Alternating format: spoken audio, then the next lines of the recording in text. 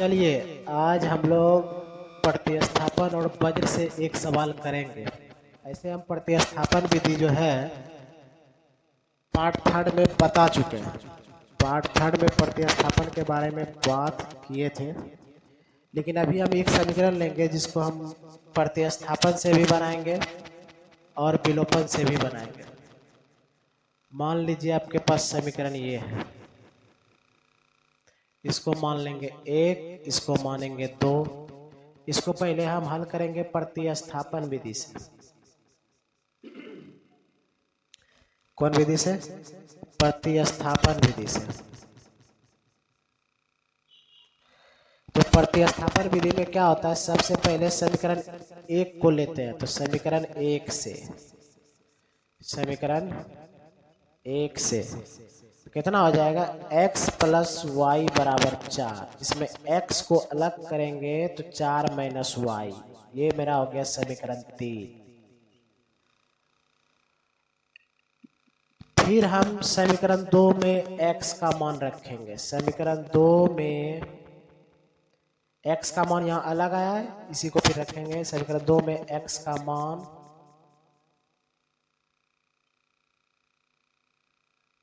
रखने पर समीकरण 2 कितना है मेरा, 2x प्लस वाई बराबर 3।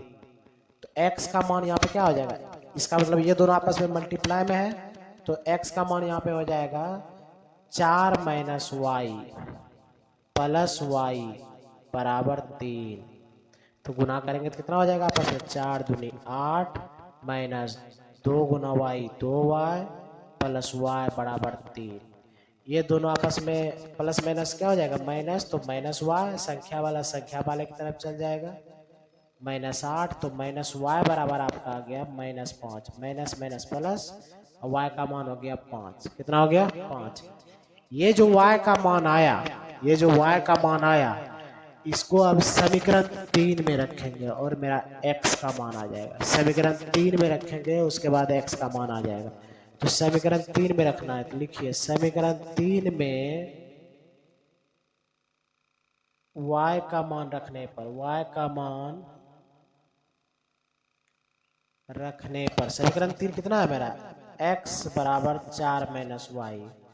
तो 4 माइनस वाई का मान कितना आया है, 5। तो 4 माइनस 5 कितना हो जाएगा, -1।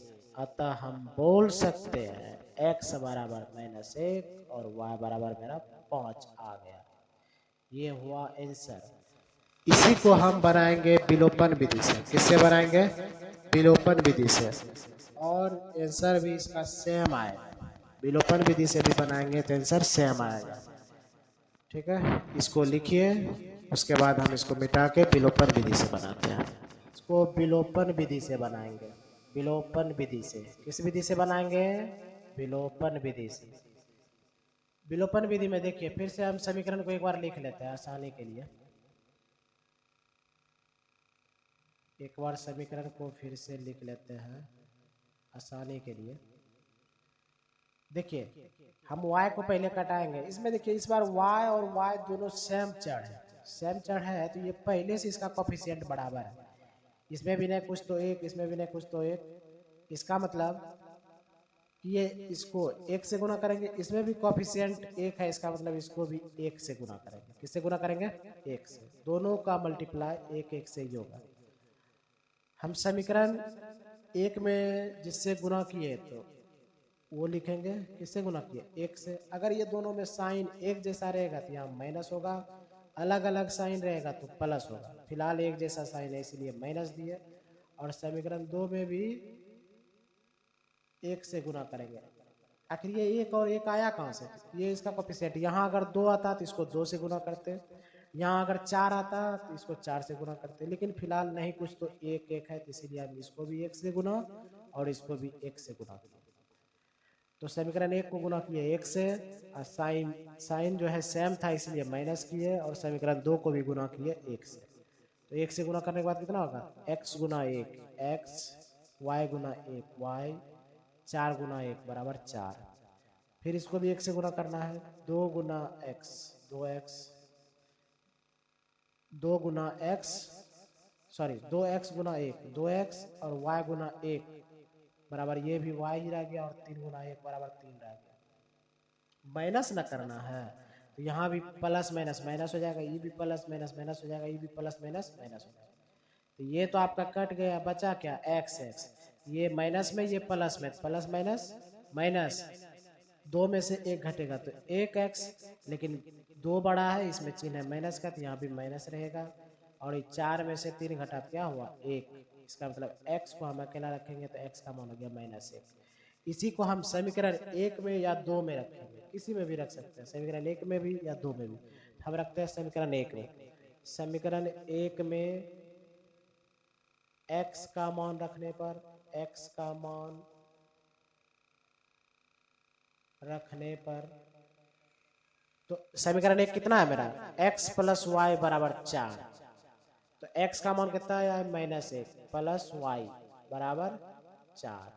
तो y को अकेले रखेंगे, इधर माइनस में 1 है इधर आके प्लस में 1 हो जाएगा तो y बराबर कितना हो गया मेरा 5। अतः x का मान -1 और y का मान 5 आया आंसर। तो आप लोग देख लिए विलोपन विधि में भी आंसर सेम आया, यही है विलोपन विधि। हम अधिकतर सवाल जब 3.1 से लेकर 3.6 तक बनाएंगे तो अधिकतर सवाल हम बनाएंगे विलोपन विधि से। लेकिन अगर सवाल हमसे पूछा जाएगा कि नहीं प्रतिस्थापन में बनाइए तो हम प्रतिस्थापन में जवाब देंगे, अगर विलोपन में पूछा जाएगा तो विलोपन में जवाब देंगे, और वज्र में पूछा जाएगा तो वज्र में जवाब देंगे। अगर हमको कोई विधि नहीं बोलेगा तो हम अपने मन से तीनों में से किसी भी विधि का यूज कर सकते हैं, चाहे वो विलोपन का कर ले या प्रतिस्थापन का। आपको जो आसान लगेगा वही विधि यूज करना है। आपको अभी हम सिखाए प्रतिस्थापन विधि और ये दूसरा विलोपन विधि। फिलहाल हम विलोपन विधि से सभी सवाल को बनाएंगे। आज के लिए इतना ही।